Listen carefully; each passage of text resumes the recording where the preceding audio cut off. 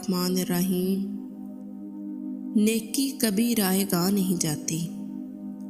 صدیوں پرانی بات ہے، ہندوستان پر راجوں کی حکمرانی تھی۔ طاقتور بادشاہ اپنے حکم پر لوگوں کی زندگیاں بخش دیتے یا چھین لیتے۔ انہی میں سے ایک ظالم ہندو راجا، جس کا حکم ہی قانون تھا، اس کے دربار میں ایک وزیر تھا، عقل مند، دانا اور رحم دل۔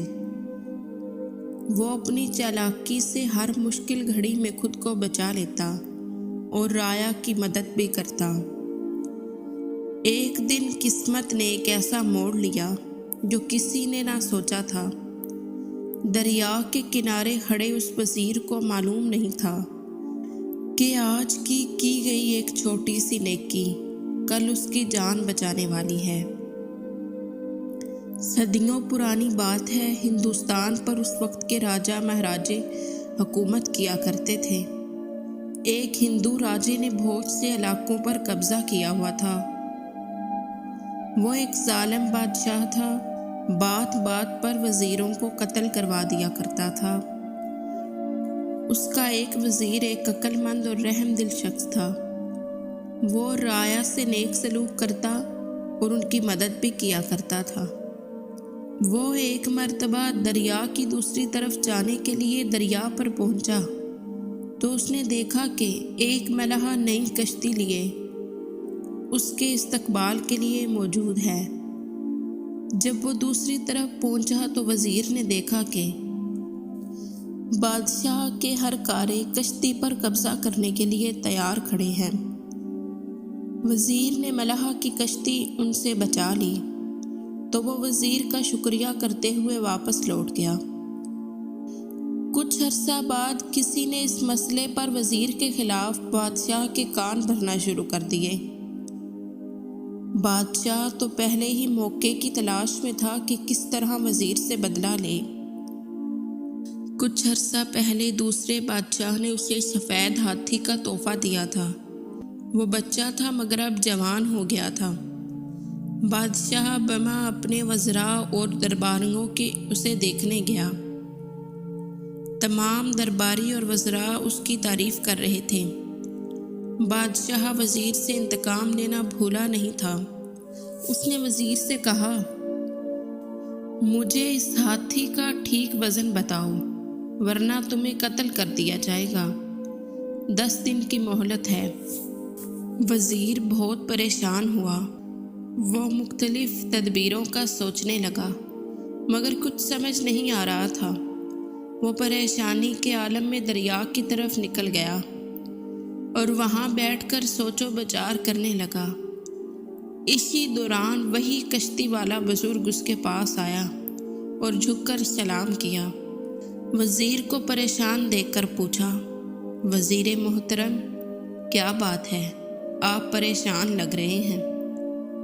ہاں بزرگوں، بادشاہ نے ایک الجھن میں ڈال دیا ہے۔ 10 دن کی مہلت تھی، آج 8واں دن ہے۔ اگر جواب نہ دیا تو میری گردن اڑا دی جائے گی۔ وہ الجھن کیا ہے؟ شاید میں کچھ مدد کر سکوں۔ بات یہ ہے کہ بادشاہ کے پاس ایک سفید ہاتھی ہے۔ وہ اس کا وزن بتانے کا کہہ رہا ہے، ورنہ میری گردن، یہ تو کوئی مسئلہ ہی نہیں ہے۔ چٹکی بجاتے ہی حل ہو گیا ہے آپ کا مسئلہ۔ وزیر بولا، میری جان کو بنی ہے، آپ چٹکی بجاتے مسئلہ حل کر رہے ہیں۔ وزیر نے حیرت سے کہا، جی محترم، آپ کل ہاتھی لائیے، اسے کشتی پر بٹھا کر دریا میں اتارتے ہیں۔ جتنی کشتی پانی کے اندر جائے گی اس پر نشان لگائیں گے، پھر اتنے وزن کے پتھر کو نشان تک کشتی پانی میں لے جا کر ڈال کر وزن کر لیں۔ وزیر کی سمجھ میں ساری بات آ گئی۔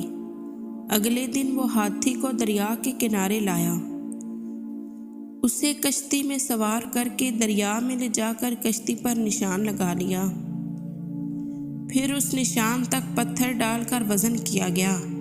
پھر ان پتھروں کا وزن کیا اور بادشاہ کو بتا دیا۔ اب بادشاہ حیران ہوا کہ یہ کیسے ممکن ہے۔ جب اسے بتایا تو بہت خوش ہوا۔ ایک نیکی کا یہ صلہ دیا ہے، جبکہ اس وزیر نے بہت سے معاملات میں بادشاہ کی رہنمائی کی تھی اور اپنی غلطی کا اعتراف کیا۔ نیکی کر دریا میں ڈال۔ وزیر نے ملحہ کے ساتھ نیکی کی اور ملحہ نے نیکی کر کے اس کی جان بچائی۔ بادشاہ نے جب وزیر کی ذہانت اور معاملہ فہمی کو دیکھا تو اسے احساس ہوا کہ وہ غلطی پر تھا۔ اس نے نہ صرف وزیر کو معاف کر دیا بلکہ اسے اپنا سب سے قریبی مشیر بنا لیا۔ وزیر نے ملحہ کی مدد کی تھی اور وہی ملحہ وقت آنے پر اس کے کام آیا۔ یہی قدرت کا اصول ہے کہ نیکی کبھی ضائع نہیں جاتی بلکہ وقت پر پلٹ کر انسان کی زندگی بدل دیتی ہے۔ یہ قصہ ہمیں سکھاتا ہے دوسروں کے ساتھ بھلائی کریں تو ہمیں بھی کسی نہ کسی موڑ پر بھلائی ملے گی، چاہے وہ کسی بھی شکل میں ہو۔ اس لیے نیکی کرتے جاؤ بے فکر ہو کر، کیونکہ وہ کبھی رائے گاہ نہیں جاتی۔